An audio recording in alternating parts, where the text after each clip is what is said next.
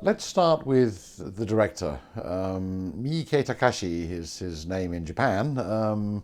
Internationally, people tend to reverse the order of Japanese names and call him Takashi Miike. But either way, he was born, I think, in 1960. Working class family, Osaka, and was interested in film from quite an early age, and eventually went to film school. He went to, at that time in Japan, there weren't any film schools. There was only one, in fact, which was a private one run by the filmmaker Imamura Shohei. Imamura started a film school because he believed there ought to be some formal tuition outside the studio system in Japan for would-be filmmakers. So he started his own school, first of all in Yokohama, then it later moved the other side of Tokyo to a place called Shin-Yurigaoka, and he taught students there. Nice place, good training, I think, good technical training at least, and probably conceptually quite good training as well. And after he graduated, Miike became assistant to Imamura on a couple of films. He worked, I think, on Zeigen and Black Rain before leaving and going off to do his own thing. And in the early 90s, he became very quickly established as a very successful and incredibly prolific director of direct-to-video features. These are the days, of course, of VHS tape rather than DVD or Blu-ray discs. And in Japan there was quite a large industry known as V-cinema, or video cinema, of production specifically for buying and renting videotapes. So not stuff that was already out in theatres, but stuff made directly for video release. And Miike became something of a specialist in this area and churned out an enormous number of these things from, I think, 91 onwards. In 95, he made his first feature for cinema, which was a film called Shinjuku Kuroshakai, Shinjuku Black Society. The subtitle is China Mafia Senso, China Mafia War. And it's set in Kabukicho, which turned out to be his recurrent favourite location over many decades, actually, now. Kabukicho is the entertainment red light district of Shinjuku in Tokyo, and there have been attempts, as in Times Square, to clean it up in recent years, but it's still basically a rabbit's warren of little brothels and clip joints of various kinds, after-hours bars full of Yakuza gangsters and other low-life types. Miike's natural habitat, the way he tells it. And his first feature, 1995, as I said, was an attempt to get to grips with the racial mix, the tension between the Chinese gangsters who were invading the area and the Japanese Yakuza who'd been there for donkey's years. It was a film of some perversity with quite a number of strong gay elements in it, as has much of his later work. And it was deliberately quite sensational. It created a rather startlingly surprising and perverse vision of the way the cops are, the Yakuza are, and the Chinese gangsters are. All dope crazed, all gun crazed, all just crazed, pretty much period crazed. This turned out to be the first in a trilogy of Black Society or Triad Society movies, unrelated in theme, but all related by the notion of triad gangs gone a bit wrong somehow. And it also turned out to be the beginning of a very, very prolific as his video days had been, filmmaking, a career as a film director. And he started, at the beginning he was a bit slow because he was still making some video films, I think. But very quickly he was up to 5, 6, 7 films a year. This is the rate of production that we associate with filmmakers in the 1920s when they're making films without sound and churning things out. I mean, it reminds me of the prolificness of, for example, the young Raoul Walsh in the late 20s or early 30s. He worked for William Fox's company at that time, and he was making also 4 or 5 or 6, sometimes 6 films in a year, and they were in widely different genres and were mostly pretty good. I mean, they were very inventive, very exciting, sometimes very shocking, sometimes deliberately provocative. These were, of course, pre-code years, so it was possible to get away with, obscene jokes and all kinds of dubious moral inferences that would be outlawed a few years later.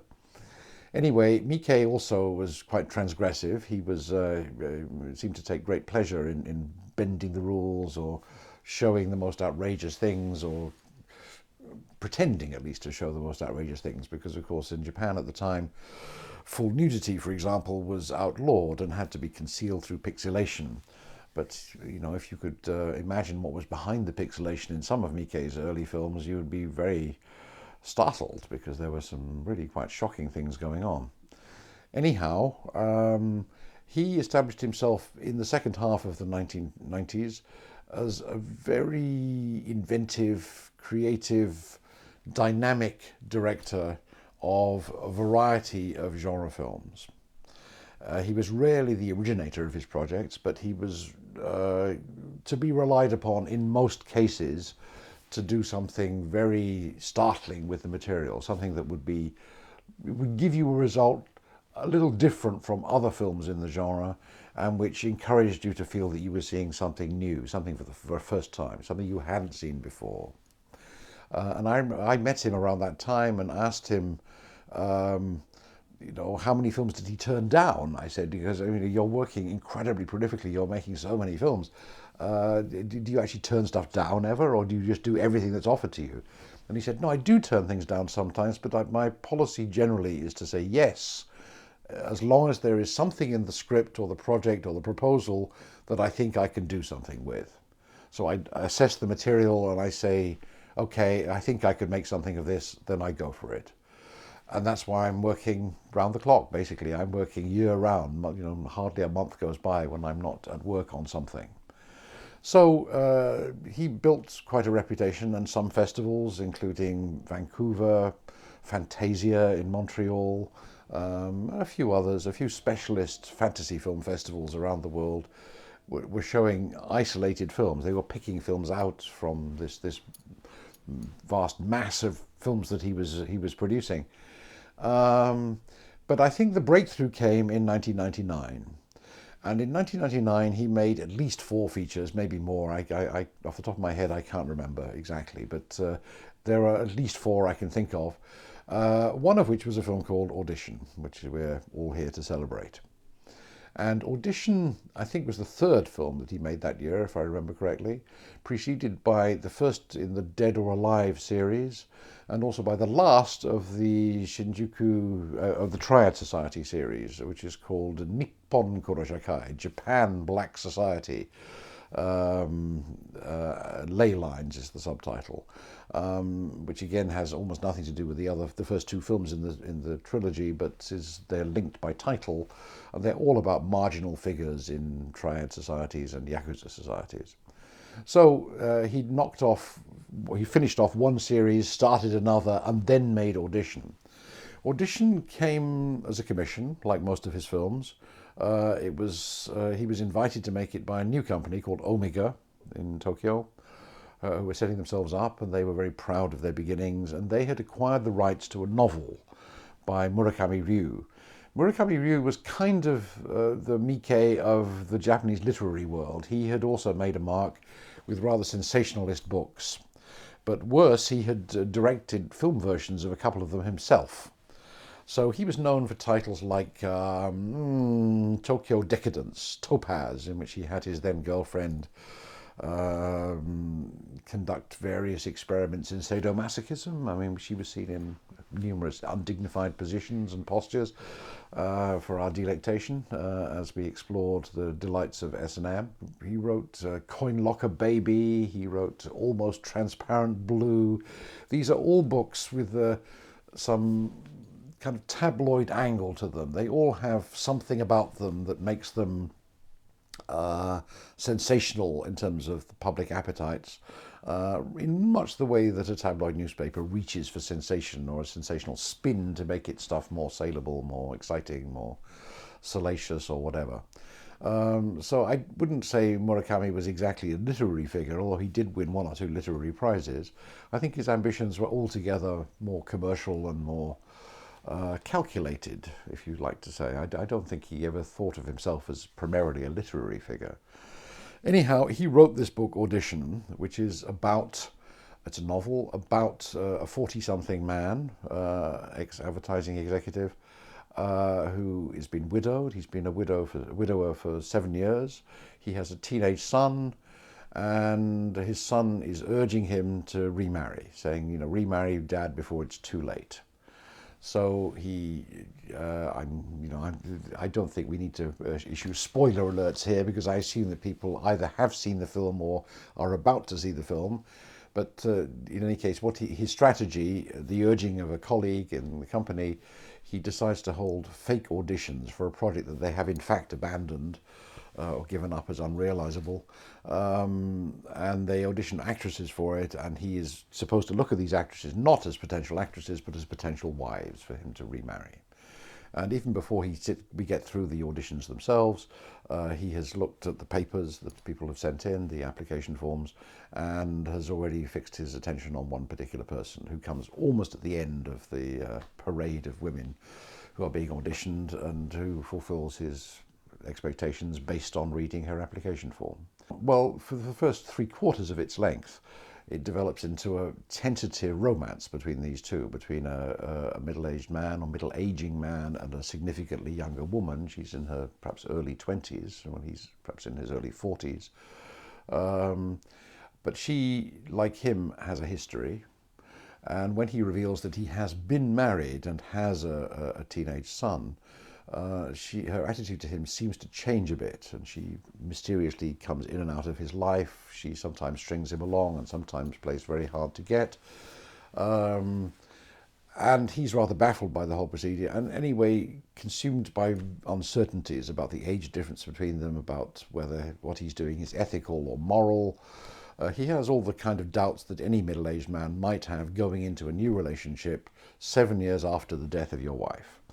Well, the novel exploits all of that. It explores it in a quite needling way, I guess. It looks at the anxieties on the man's side, but it also suggests, and it may just be the man's paranoia, that the woman is not all she seems, and may be some kind of femme fatale, maybe some kind of threat, danger to the man. This is partly, I think, a response to a new feminist current, although it must be said that of all countries in the developed world, Japan is one of the least feminist, one of the least feminist-aware countries that you can think of. I mean, most people still think nothing about rape, and most Japanese pornography or sexual material of all kinds is still predicated almost entirely on rape, and nobody bats an eyelid. Nobody thinks that this is in any way strange or deplorable or in any way unconventional, in fact. So you have a very strange sexual culture in Japan. In many ways, it's completely free of Christian morality, so it doesn't carry that burden of guilt around its neck. But it has all kinds of characteristics that many in the West would find very startling, very surprising, in that it's completely open to all kinds of perversity and violence and sexual violence of all kinds in a way that would be considered, I think, unacceptable in most countries. That has not been met with feminist challenges in Japan, which is perhaps a surprise to the rest of us, but it is the case. So the novel plays on male fears that women may be dangerous. And I don't think this is exactly a misogynistic point of view, but it is certainly a view that perceives an enormous gap between the perceptions of the two sexes, between male gaze and the female gaze, the male expectation and the female expectation, and senses danger in that gap. So sets out to explore that danger, and either in reality or in the mind of Aoyama, the man, builds up a paranoid fantasy, or possibly a reality, a steady apprehension of a reality, that the girl is in fact scarred by all kinds of appalling experiences in her youth and has turned into some kind of psycho killer who is interested only in totally possessing any man that she liaises with, and is willing to do things like cut off his feet to ensure that a man stays with her because that will prevent him from getting away. This motif, you may recall, was also floated by Stephen King in his novella Misery, where Kathy Bates in the film version played the woman who decided indeed to get rid of her passion's feet in order to stop him from running away, and that may well have been a source of inspiration for Mr. Murakami in his novel in Japan. Don't know, can't say for sure, but it is perhaps more than coincidental that these two motifs occur in such close proximity. Anyhow, back to Omega. Omega have bought this book, bought the film rights to it, and they approach Miike, who by now has a big reputation, at least in Japanese film circles, and a burgeoning one internationally because of the festivals that have shown isolated films, to do a film version of this. And Miike suggests to ask an old friend of his to write the script for this, not allow Mr. Murakami himself to do it, despite the fact that he's directed a couple of adaptations of his own novels, but ask somebody else to come in. And by his account, Murakami was quite open to the idea that somebody else coming in might bring something new to the material and might freshen it up in certain ways or have a different perspective on it. The person he turned to was a young man who called himself Tengan Daisuke. And Tengan happens to be the son of Imamura Shohei. I guess he took the name Tengan because he wanted to disguise, or not, at least not benefit or profit from his association with his father. Anyhow, Tengan has made a couple of films himself. He made a rather good short film to begin with, and then made one of the Mike Hammer series of international adventures, starring the alleged private eye from Yokohama, Mike Hammer. And then has moved on since. He's made various things since, including a rather good film, I think, with Ishibashi Ryo, who is the male star of Audition, a film called Aiki, in which deals with martial arts and disablement. Anyhow, he's an old friend of Miike's, probably from the film school days. I don't know. I think they must have met around at or in the film school. I don't think Tengan was a student at the film school. And because they're friends, Miike decides that Tengan is the man to adapt this book. He thinks he's psychologically in tune with it and he can make the most of it and bring something fresh to it. I haven't read the book, which I don't think has been translated, so I can't tell you for sure very much detail about what was changed. But apparently, according to Miike himself anyway, who did talk about this, the film is quite close to the book for most of the time, at least the first 3/4 of the film, which charts the nervous romance between these two who've met under false pretenses, essentially, because of the fakeness of the audition. The last quarter, which is in which the section of the film in which things turn a bit hairy, everything changes direction and it becomes quite hard to watch for some people,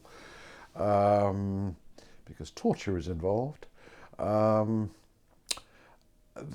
last quarter is a little different from the book, apparently. In the book, I gather that Aoyama's feet are both cut off by the girl. In Tengan's screenplay, according to Miike, no feet are cut off.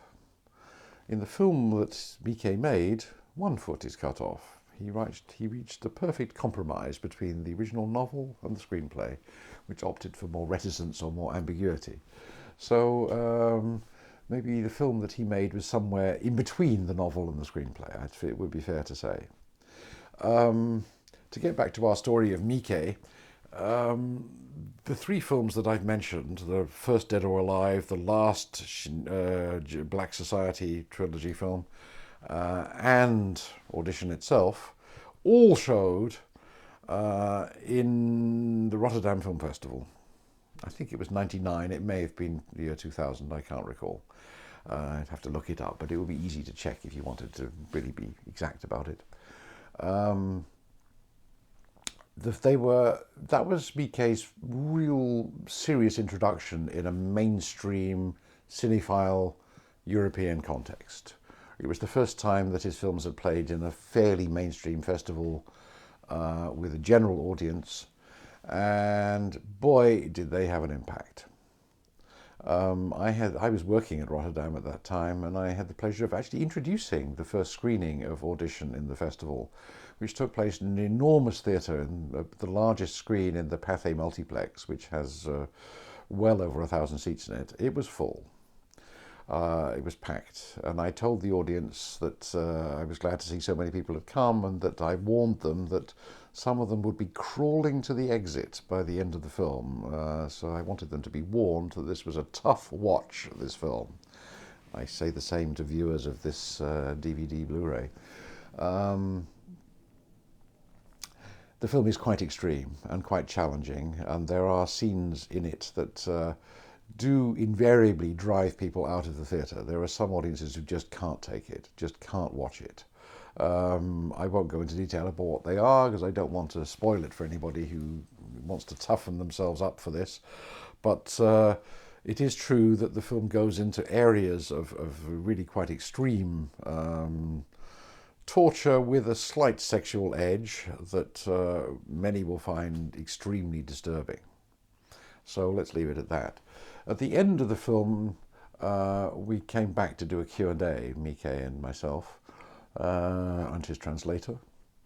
And I remember as we were waiting to take the microphone and go up, a middle-aged woman who was decided not to stay for the Q&A, but had watched the whole film, came past us at the front of the house and just hissed at Mike. "You are sick," she said. And he was, of course, delighted by this. He was delighted to have got this kind of response. He felt, yes, I reached her, I touched her. Given what he shows in the film, I don't think it was that difficult to touch her, because the film is, genuinely quite extreme. It goes further than you might think, although not as far as he would later go in films like Itchy the Killer and some others. Anyhow, in the Q&A, it emerged that the film had gone down the storm. And I think Mike's international fame really dates from that festival, or those festival screenings. I think Dead or Alive 1 also went down extremely well. Ley Lines, probably a bit less so, because it is a much more low-key film.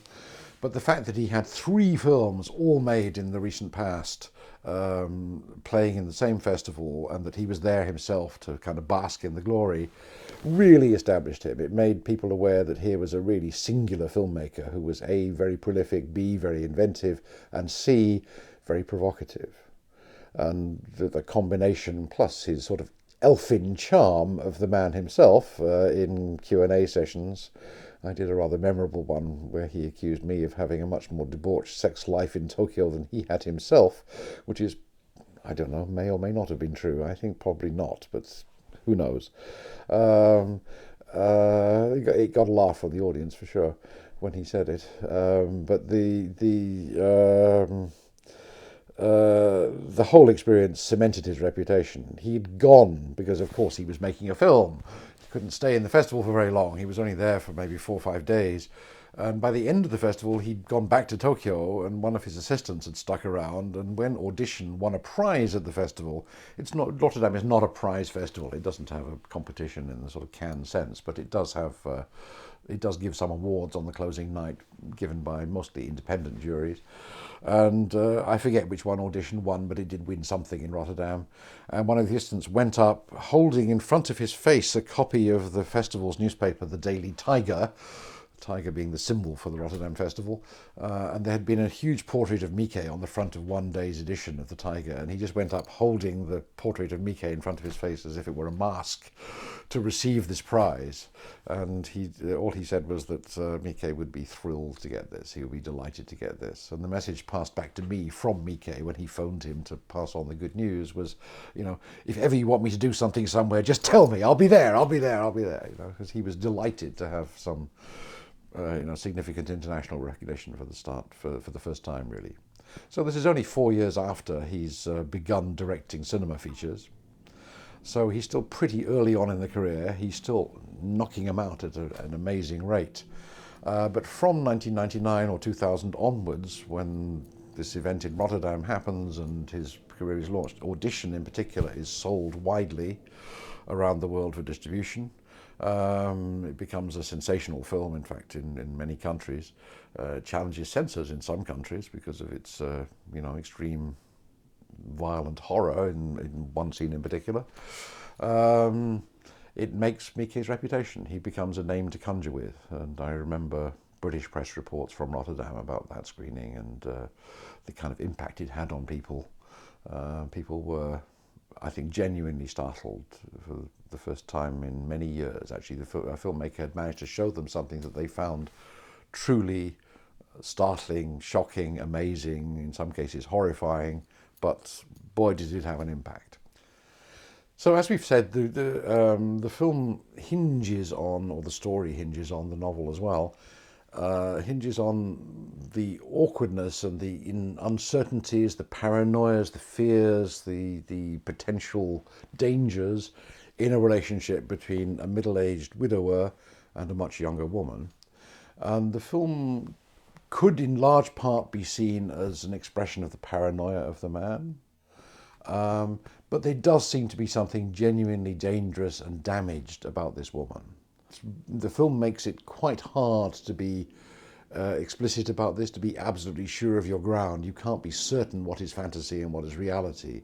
And that's particularly true in the final stage of the film, the last quarter, which is when the girl does take steps to make Aoyama hers forever and to deal with his teenage son, get him out of the picture, as it were. But these scenes in which she takes these steps, which again we won't detail because we don't want to spoil anything for people who haven't watched it yet, are interspersed with other scenes which show alternative realities, other stages of their relationship. In some cases, flashbacks to things we have seen earlier, but playing slightly differently. So we will see a scene in a resort hotel, for example, where they're having something to eat across a table, and it's reprised from what we have seen earlier, but the dialogue is a little different this time. So there are subtle changes and changes of emphasis and so on. For me, certainly when I first saw the film, I found the time slips between this reality and that reality, especially if the other reality was something that was a flashback or a reference back to something we'd seen earlier, actually more scary probably than the element of torture in the action, which is what disturbs most people, and obviously is disturbing. I'm not denying that for a moment. But the time slips are so rapid and so momentous in their impact that actually they themselves add to the terror of the entire episode at the end of the film. You're never quite sure which is the reality. You're never quite sure. He's being tortured. Is he now thinking back to that time and remembering it differently? Is that why it's like that? Or this torture that he's going through now, is this his fantasy, his paranoid fantasy about what she might inflict on him, which goes through his mind at this earlier point? Are we now going back to the earlier point, and which way does the projection work? And the film doesn't make it clear. The film leaves it deliberately ambiguous, although it does suggest at the very end that some kind of understanding is reached between the man and the woman, but in terms that many people will also find quite disturbing. To me, the impact of the film is much to do with this. The film has been greeted as both pro-feminist and misogynistic. It's been called both things by different critics or different audiences. And I think it's a mistake to call it a feminist film because, as I tried to suggest earlier, Japan doesn't really have a feminist movement in the sense that Western countries do, and there is a small feminist movement in Japan, but it's very isolated and marginalized.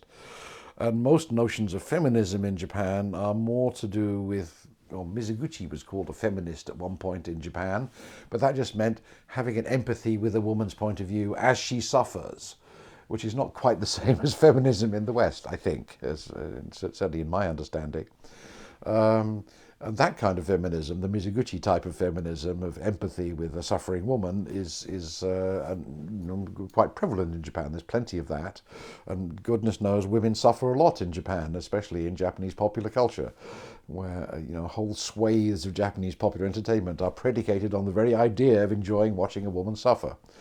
So, this is not a surprise. But in this particular film, it's the woman who inflicts the pain, and she doesn't. I mean, she has suffered in the past. She has had an abused childhood. She's a dancer who was forced to suffer burns from charcoal tongs on her thighs as punishment for not dancing well enough, and all kinds of appalling things happen to her. And it is inferred, scarred her and turned her vaguely psychopathic, and certainly, changed her life and coloured her relationships with other people, particularly with men. But that doesn't make the film a feminist film either. And I think that it's hard to sustain the idea that the film is simply arguing from a point of view of empathy with a damaged woman, and that this is somehow, the damaged woman's revenge, because the film is overwhelmingly from Aoyama's point of view, from the male character's point of view. So I think it's much more to do with his paranoia than it is with her malice or her misandry, her hatred of men. But it's arguable either way, and neither Murakami in what he says anyway about his original novel, nor Miike in what he says about the film that he made, nor Tengan when he talks about the script that he wrote, claims to be making a feminist protest against the way that men treat women in Japan. So none of them set out with that express intention, and anybody who reads the film that way, I think, is reading in or imposing a value where the film is more studiously neutral. The film, in fact, like many Miike films, presents an enigma, a puzzlement. Miike has made plenty of very conventional genre films which do have conventional resolutions and closures and tie up all the loose ends, that kind of thing. But he's also made quite a few films that don't have such conventional resolutions and conventional closures, and in fact leave the audience to figure things out for themselves. Even the Black Society trilogy, usually, the convention of that trilogy became that he ended them with flashbacks to childhood, usually looking as if they were filmed on Super 8 footage, implying that the childhood provided a key to the way these people behaved in later life, but never explaining anything, just leaving the implication hanging in the air, sometimes as the end credits rolled. And Miike liked that kind of ambiguous ending. Dead or Alive, the film immediately before Audition, ends with a cataclysmic conflict between the good guy and the bad guy, or the two bad guys, as you may like to think of them, which escalates and escalates and escalates and becomes bigger and bigger until eventually the entire globe blows up. It ends with the death of the planet Earth, So that was a pretty, extreme ending in its way, and it was but amusing, droll, and provocative in its way, but a natural extension of the implications of the kind of final showdown that we found in so many gangster films. So prone to this kind of ending, which is not the conventional closure, but something a bit more suggestive, a bit more open, a bit more subject to interpretation, a bit more unspecific, non-specific about the general implications and the way that this might resonate in the mind. So I like to think of Audition as being another one like that. I think this is a film which deliberately doesn't resolve itself in any very clear-cut way. It is like a machine or mechanism, if you like, that allows the viewer to project into it what he or she wants and to find in it what he or she wants, but to come out of it essentially aware of ambiguities. So that you could even have an argument after seeing the film about whether this was his point of view or her point of view, or what was going on there actually. But there is no answer to it because it isn't resolved in the film. It's not a puzzle that needs decoding in that sense. It's a mechanism to provoke questions and uncertainties and doubts and fears and paranoias as well. So I think the effect of the film, the reason the film has been so resonant and so widely distributed around the world and had so much impact on audiences back in the turn of the millennium and in the many years since then, is because it worked like that. If it had a more conventional closure, a typical ending for this kind of thing, I doubt it would have had the kind of impact that it has had.